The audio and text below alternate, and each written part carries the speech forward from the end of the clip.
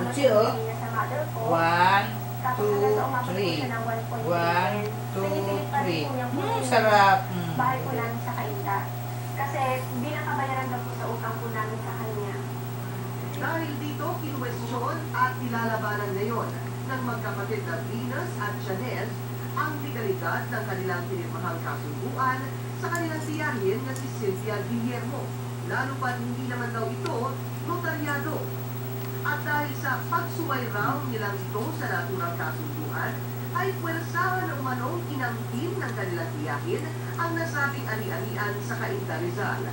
Kahit hindi naman raw ito nakapangalan sa kanya.